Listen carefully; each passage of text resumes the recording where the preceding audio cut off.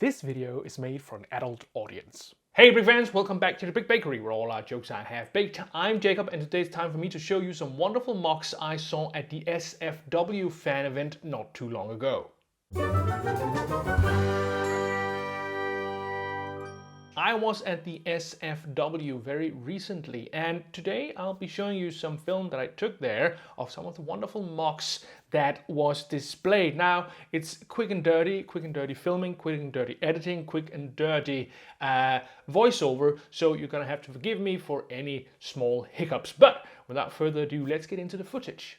Now, the Skærbæk fan weekend is a yearly thing that happens every September. I think it's the last weekend of every September, and it's a great event. I've been there, I think, 3 or 4 times now, and I always enjoy it. Oh, there was a small dog running around. Don't know who made that. It's a wonderful little thing. Now, I'm not gonna go into details on everything that you see here today, but I was really interested in watching or seeing how people make skyscrapers and tall buildings, because I do want to build some of that for my own city, so that's very interesting to me. An old favorite of mine, Brian Vestergaard, who was also in my last SFW videos, made this wonderful display here, which is from the Pirates line. I believe these were called the natives. This is a polar bear. Now I'm not sure, but this would probably be Knut, which was a German polar bear cub that was born some years ago, and it was very popular with people. This one is great. It's a Fabuland Millennium Falcon. I think this is great use of Fabuland and Fabuland stuff in general. I really like how they did this. It's not period accurate pieces, all of it I think I can see, because there are some tiles there that wouldn't be there in the late 80s, early 90s, but it is a wonderful way to sort of experiment with your Fabuland sets. I like how they use those windows on top and on the side. Here's a wonderful display too, Bay of Lost Treasures, very piratey little thing. I love that people are making these historical builds. I'm not sure if this is historically accurate as such, but I do like this aesthetic, and pirates is always a fun theme to work around with. A wonderful castle here, great use of dark red masonry bricks and white. And oh, I think that guy over there, I think he might have gotten out of bed a bit late. So yeah, wonderful display. This one I really like. I like when people do sort of futuristic cyberpunk-esque build like this.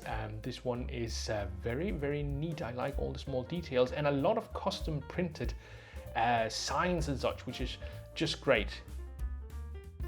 Moving on to Hearth, one of the bigger displays there. Very impressive work, a lot of minifigures, a lot of bricks.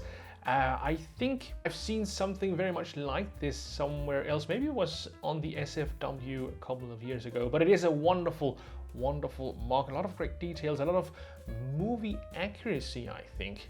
This is the one that's toppled over. I think Luke Skywalker might have done that. Wonderful. And I like how they sort of integrated it with the snow. It looks like it's been digging through the snow while falling. Great details, and always fun to see a lot of minifigures. This shot here particularly is something I like.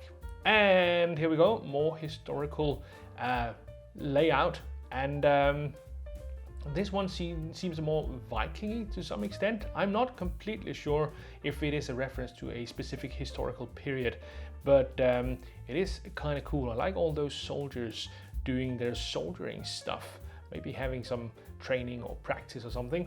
And there's some wonderful ships here too.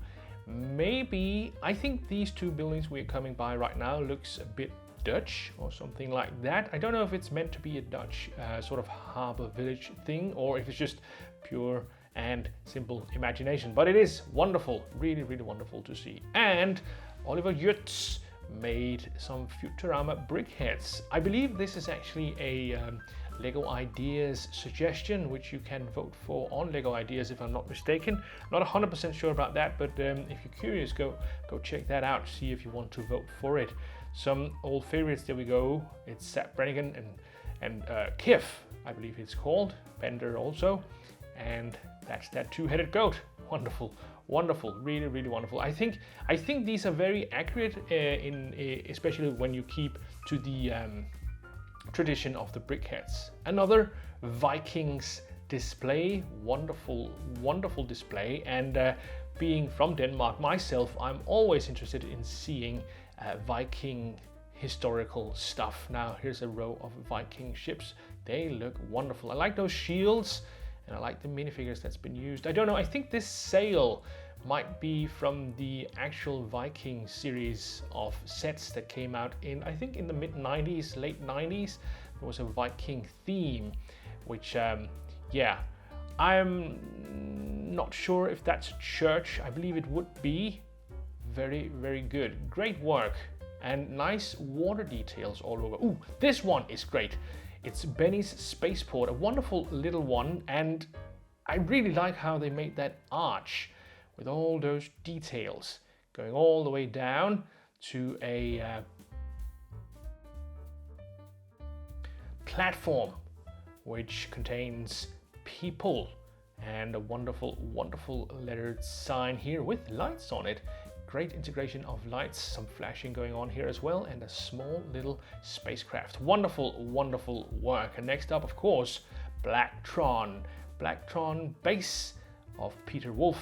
Wonderful. Blacktron is definitely one of those sets that I remember from my childhood, or one of those themes that I remember from my childhood. And I really like how he sort of hit the sort of the aesthetic very well, and the integration, or shall I say distribution, of that neon green is very, very good. Sometimes you can go a bit overboard with the neon green, but Blacktron in this iteration at least needs a lot of those neon green transparent pieces to look right. And I think Peter has really done a great job here. Now a big look into, I think this is a cantina or bar or something, and I think, yeah, Blacktron people aplenty. Very, very, very wonderful stuff.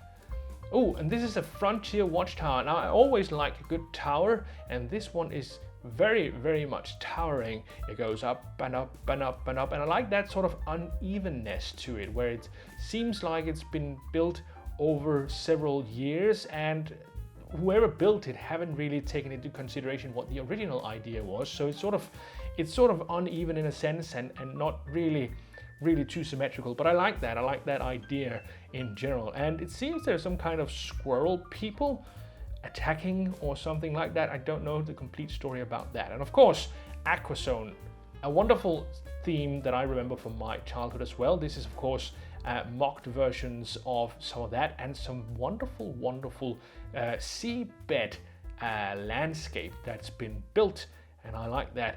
A good use of blue. It's rare we see the normal blue being used for too many things, but here it's been put to really good use, and I really, really enjoyed that. Wonderful, wonderful mock.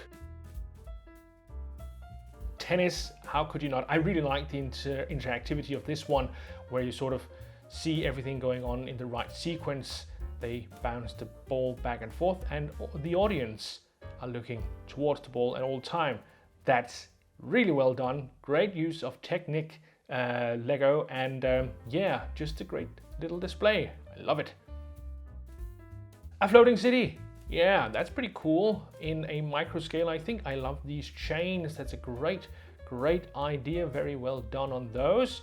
And it's of course standing on some kind of lake. I don't know if that's a stream of water or if it's air or something like that. And who wouldn't love a fabulous Star Wars display? I do love it. It's wonderful to see those pigs fighting against those sheeps, being led by, is that a bear or a dog? I'm not completely sure, but I do like how this sort of invokes the episode 4, the Lost Hope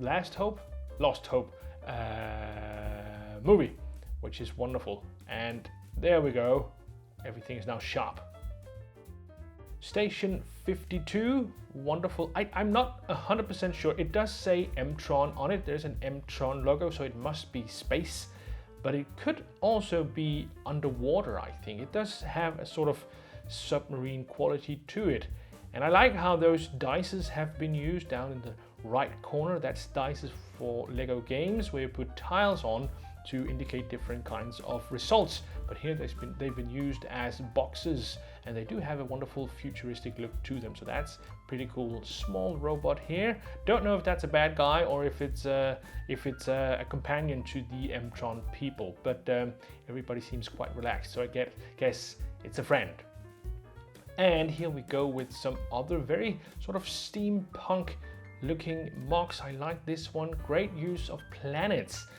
Planets from some Star Wars sets from some years ago, and a small, I don't know, buoy or whatever it is, something out in the water.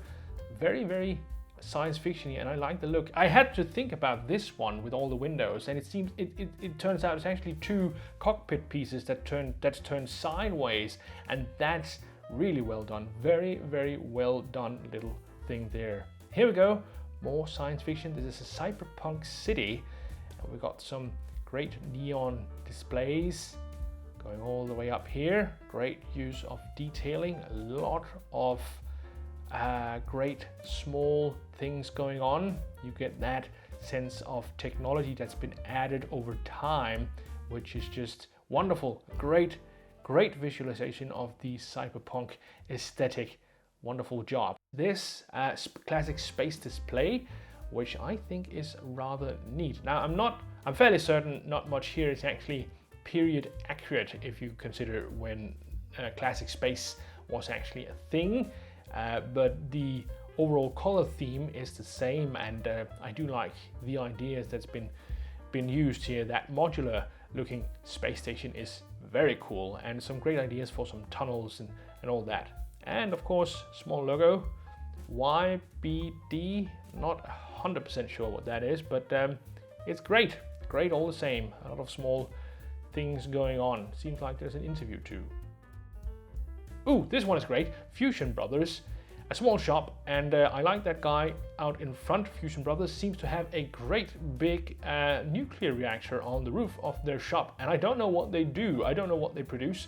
I don't know what the idea is, but I think there is some interaction or some kind of dynamic movement to it, because there is a small crank on the right side of it. So you could turn it if you wanted to, but I didn't dare, because you're never allowed to touch at these things. And here we go.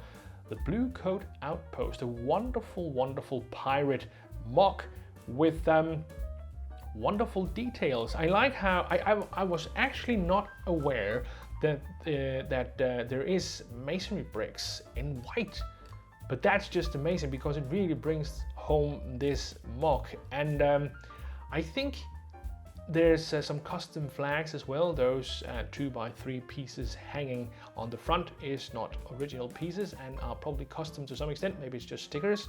Here we go. That's the flag.